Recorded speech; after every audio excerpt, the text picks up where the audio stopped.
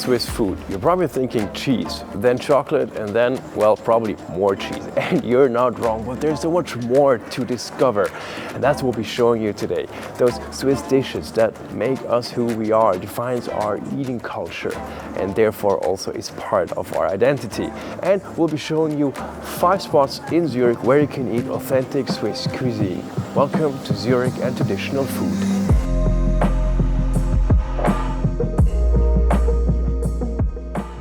Should you, for whatever reason, be only able to try one local dish, let it be Geschnetzeltes or sliced veal Zurich style. And a very good place to have it is right here at Zunfthaus. This isn't just any Swiss dish, it's the Zurich dish, and it combines every food that Swiss people love. Meat, potato and cream sauce.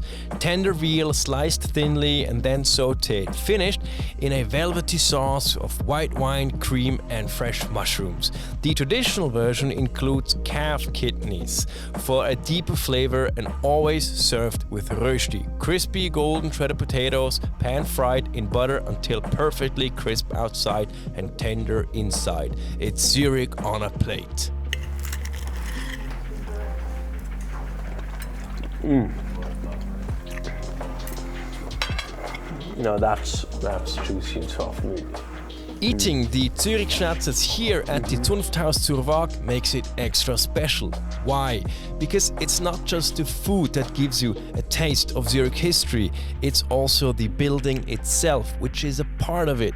The so-called Zunfthäuser in Zurich belong to former workers' associations, which used to rule the city back in the medieval times. So that was already a great start with a proven Zurich classic. And we got still 4 places to go.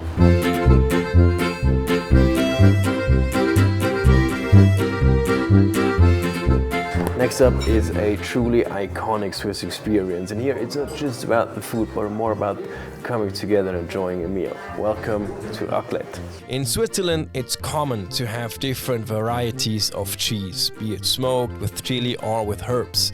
Each brings its own character and creates a culinary melted cheese experience which we Swiss people love so much. Raclette is as much of a happening and a ritual than it is a dish. The word raclette comes from the French verb of racler, which means to scrape. And that's what you do. You melt your cheese and you scrape it onto boiled potatoes. With it, you have your pickles, your cornichons that bite through the fattiness, and your little pickled onions here.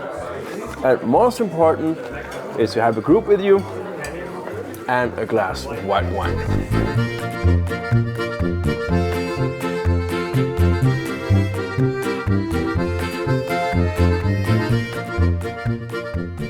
When it comes to melted cheese, there are 2 camps in Switzerland. There's Camp Raclette and there's Camp Fondue. And I personally, I'm Camp Fondue. 1 group, 1 table, 1 pot, and 1 rule you don't want to break. Don't lose your bread.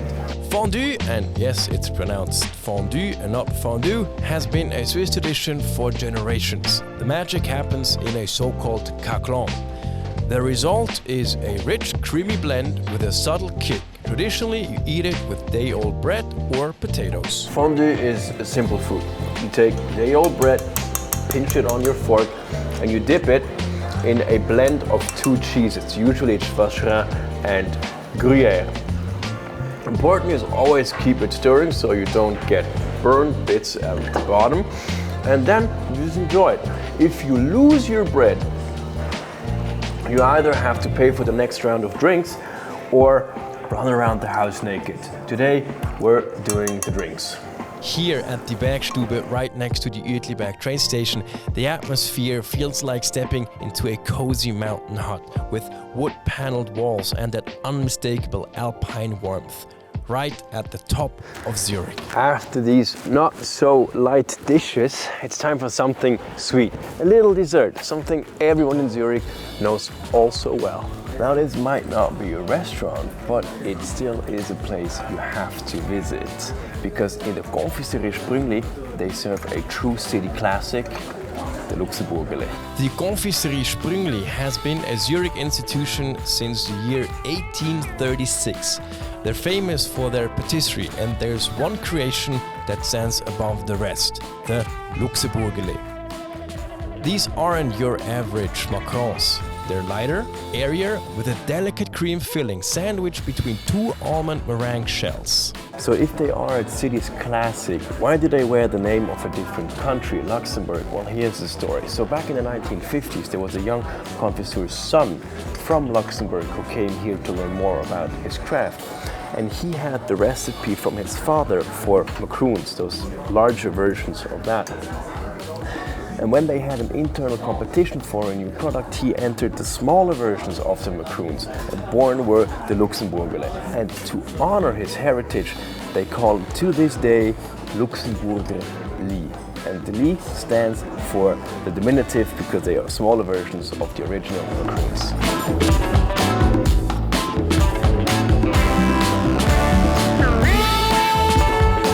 Besides the famous Luxemburgerli, they also create handcrafted pralines, truffles and chocolate made with Swiss precision and quality that Sprüngli has been perfecting over the years. How are you? I'm great. Yeah, I would you're love welcome. to have some Luxemburgerlis take away, yes. Whether you sit down or just take away, you always take a box with. Thank you for your coming. Thank you so much. I see you next time. Sure will. Bye-bye. All right, bye, thank you. Bye. Light, delicate and delicious. Now, I could eat a whole box by myself, but we still have one stop to go. Our last stop is a little bit different because we're not focusing on just one type of food or dish, but more like a collection of Swiss and Zurich specialities. And we've got this place here for you, Berg and Tal. We can dive into all of them. Berg und Tal, which translates to mountain and valley, is exactly what it sounds like. A place that values local and sustainable production and sells products from all over Switzerland. I'll show you the famous Tirggel. Tirggel is really something special from Zurich, and it goes back to the 15th century, literally. So it was made actually here where we are. In this house? Actually in different bakeries. A lot of bakeries produced this Tirggel because it was something sweet. It's made with honey, and it survived until today. It's very famous for Christmas time. And you see here these different models. This is all, these are wooden models. It's all handmade, and there is a bakery still producing that in this, in this tradition. The molds for these Tirggels are wooden. Actually, it used to be wooden, Yeah. and to produce it, now they have other Molds, Yeah, okay. they have others today, nowadays. What makes Berg und Tal so special is that it's not just a shop, more a celebration of Swiss craftsmanship. Every product tells a story, whether it's a family recipe passed down through generations or a modern take on a classic. It's the perfect place to find something that you can bring back home and share a piece of your Zurich experience with friends and family. So those were 5 places and 5 dishes that we urge you to try, but go out there, explore, find more, and let us know in the comments what other places we should try. Until then, all the best. That was Zurich and traditional Swiss food.